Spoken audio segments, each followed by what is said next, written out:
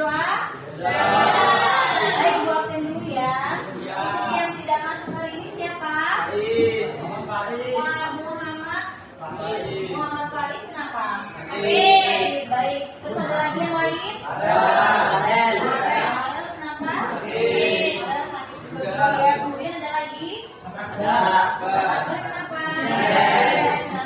Ada lomba apa? Lomba futsal di mana? Tagung di kabupaten ya. Baik. Kemudian ada lagi yang tidak masuk? Reva. Kenapa? Sakit. Baik. Jadi yang sakit 3 orang. 3 orang yang dispen 1 jadi 4 orang ya. Baik. Gak apa-apa, untuk hari ini yang sakit kita doakan supaya cepat supaya besok bisa masuk lagi bersama-sama kalian semua di sini ya. Amin. Kemudian untuk materi hari ini Ibu akan membawakan materi pergaulan sehat di kalangan remaja dengan mata pelajaran adalah pendidikan Pancasila ya. Sebelum kita masuk ke materi, Ibu akan mengajak kalian bernyanyi ya. Menyanyikan lagu nasional, judulnya apa? Ibu kita artinya apa? Jadi semua bernyanyi ya. 1, 2, 3. Ibu kita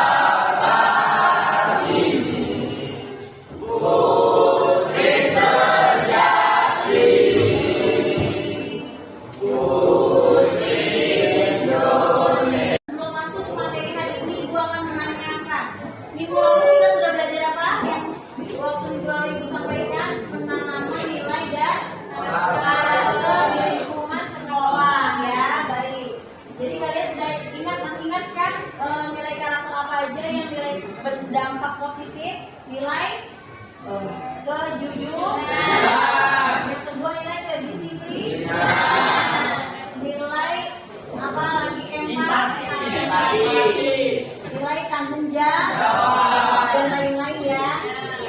Baik, kita masuk ke materi. Nanti setelah materi Ibu sampaikan ke kalian, Ibu akan membentuk kelompok ya. Kelompok kalian dalam 4 kelompok. Berarti satu kelompok kurang lebihnya ada yang 8 ya. Ada yang ini kelompok A, itu kelompok A ada 8, kelompok B 8, kelompok C ini sedikit ya. Kelompok C gak apa-apa 6 orang, kelompok D ada 6 orang juga ya. Oke, yang 6 orang tetap semangat ya.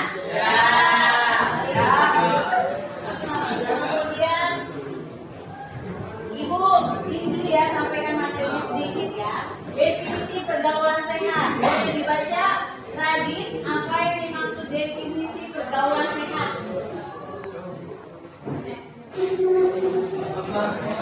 Memahami hubungan sosial yang positif. Ya, sampai Radit, dibaca. Pergaulan sehat adalah hubungan sosial yang positif dan saling menghormati. Mendukung perlindungan pribadi sangat penting bagi remaja kelas 10 SMK untuk pembentukan karakter dan sosial yang baik. Jadi memahami hubungan sosial yang positif. Pergaulan sehat adalah hubungan sosial yang positif dan saling menghormati, mendukung perkembangan pribadi. Jadi intinya kalian dalam hubungan positif itu saling menghormati,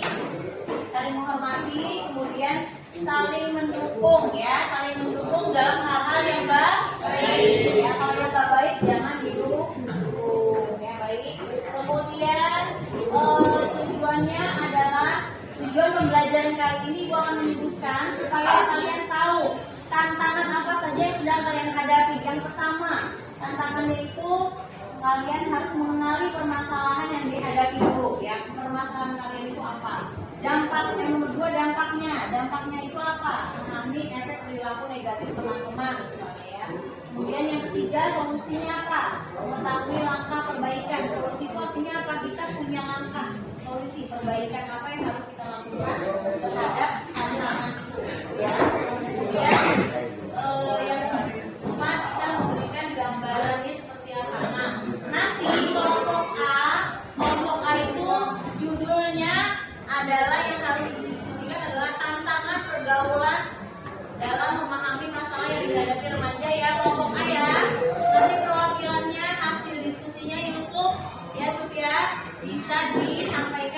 Ibu, tantangan pergaulan dicatat ya tuh.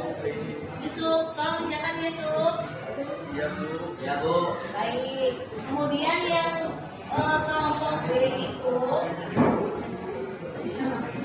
kelompok B adalah pengaruh media. Kelompok B Aki, nanti tolong ya Ki dibimbing diskusinya. Pengaruh media sosial dan digital. Sekarang Metro sangat marah, kalian harus bisa bagaimana untuk memecahkan masalah ini di kelompok kalian. Kemudian kelompok 3, kelompok C ini ya, nanti akan dibacakan oleh Eca hasilnya, membangun komunikasi efektif ya. Membangun komunikasi efektif antara keluarga dan guru. Jadi harus ada kerjasama antara guru dan orang tua. Ya. Kemudian yang berikutnya kelompok D ini ya. Kelompok D itu adalah bagaimana menanamkan nilai-nilai positif di lingkungan remaja.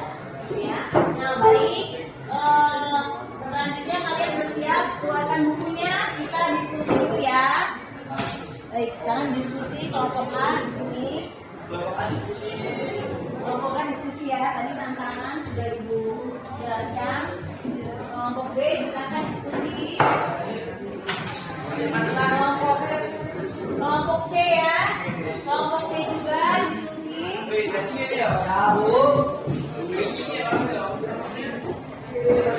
Kelompok D juga ya. Siapa yang menyampaikan? Baik ya, kalian jangan lupa nanti sampaikan ya. Baik, diskusi.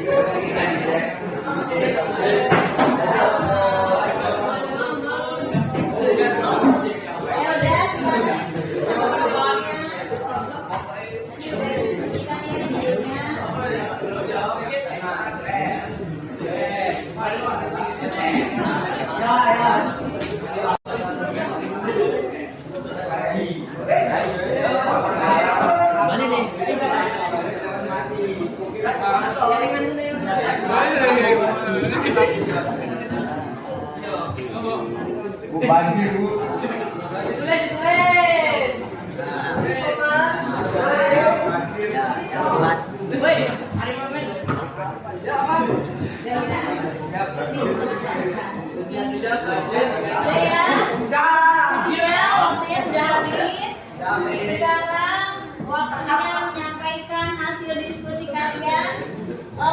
Mulai dari kelompok A. Ya, sudah ya, diskusinya sudah selesai. Bilang diskusinya sudah selesai ya. Sekarang dimulai dari kelompok A yang akan menyampaikan. Yusuf, boleh berdiri Yusuf. Hasil diskusinya apa? Tekanan teman sebaya. Tekanan dari teman sebaya seringkali mendorong remaja untuk mengikuti perilaku negatif seperti merokok, narkoba, dan bullying, sehingga mengetahui kesehatan mental dan fisik mereka. Pengaruh media sosial. Media sosial dapat menyebabkan remaja mengalami kecederaan, menyebarkan hoaks, dan menjadi korban penundungan sekitar, mengakibatkan dampak negatif bagi hubungan sosial dan kesehatan psikologis mereka. Baik. Terima kasih Yusuf untuk hasil diskusinya. Hasil diskusi kelompok A yang disebutkan ya, tantangan pergaulan dalam memahami masalah yang dihadapi remaja. Yang dicontohkan sama Yusuf tadi itu adalah real kenyataan tidak terjadi di kalangan kalian. Ya, jadi tantangannya itu satu, kalian punya tekanan dari teman sebaya ya. Teman sebaya itu banyak melakukan tekanan, seringkali mendorong remaja atau siswa atau kalian untuk mengikuti perilaku negatif. Contohnya apa? Merokok, ya. Minuman keras, narkoba. Kalau maling itu sudah lebih ke kriminal ya, itu harus diwaspadai. Kemudian